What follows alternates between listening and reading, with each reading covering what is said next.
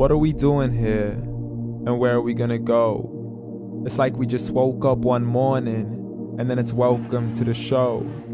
Don't ask any questions, just go with the flow. Make as much money as you can, and try your best not to get broke. Copy everything you see on the TV, from the hairstyles to the clothes, and don't think too often, just do exactly as you're told. And if you ever get confused, then just turn towards the alcohol. You'll still hear your thoughts, then just turn up the radio as you learn to live a lifestyle of drugs, sex, and rock and roll. But in all honesty, I just need to know, is there more to the cycle than growing and getting old? Living and dying just to leave behind a happy home and a whole lot of property that somebody else is going to own.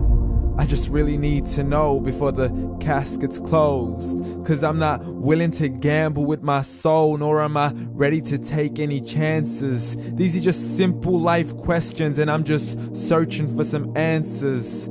Like, what are we doing here? And what is our purpose?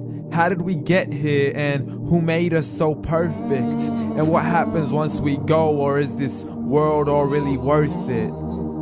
Questions we don't answer because apparently we don't really have to. There's no purpose to this life and our existence is merely natural. Then in that case, please let me ask you, did you create yourself, or was it somebody else who had fashioned you? 'Cause you're a being that's impeccable, faultless and unparalleled. You're a product of supreme intelligence, and I'm merely being rational. For there isn't a camera on this earth that can come close to the human eye, nor a computer that can compete alongside the human mind. And if the whole world was to come together, we wouldn't be able to create a single fly. So many signs, yet we still deny. As science tries to justify that all this could come from none, when it's a simple sum. 0 plus 0 plus 0 cannot possibly ever give you 1. So from where did all this order come? But everything has its origins, a maker, a creator of its own. I mean, the only reason you're watching this video is because somebody had to press upload. So we can believe in the Big Bang, but I'd rather believe in He who caused it to explode. Allah, the creator of everything along with every single soul. The ever-living, the master, the only one who is in control. Unlike his creation, beyond our imagination. And no, he's not a man, nor does he have any partners in association. He's on his own. And no, he did not ever leave us alone.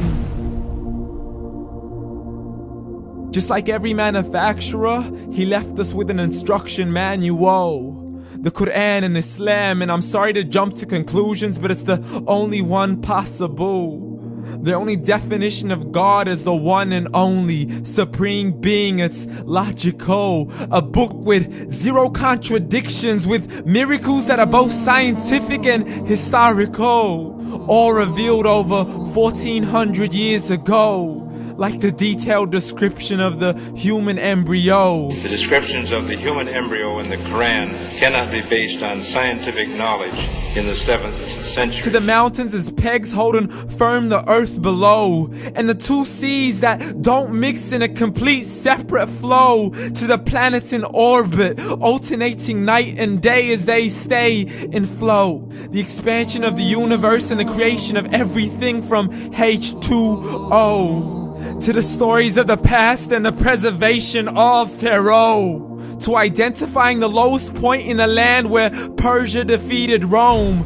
The gushing fluid that created man in the glands between the ribs and the backbone. And not a word has changed, it's still the same. So please explain how all this was known over 1400 years ago. To a man who couldn't read or write as he would recite whatever the angels spoke. And if you still don't believe, please try to come up with something that's even close. But you can't, so we took God as a mockery and his messengers as a joke. Muhammad could not read or write. How somebody who can't read or write gonna start a religion? Dismissed his scriptures as legends and tales of the ancient folk as we live life according to our whims, desires, and hopes. saying this life is the only home we will ever know. We will live then die, then simply turn to bones. YOLO! Correction, after the grass dies, the rain arrives and it regrows, and Allah promises to do the same thing to your very soul and bring you back from your very fingertips to your toes, as the all-seeing supreme being watches us so close, and we are surely being tested in our wealth, our health, and our self, and everything that we've been blessed with. So believe, for we will surely be resurrected and be brought back to our Lord and account for every single deed, as He hands us our books and orders us to read.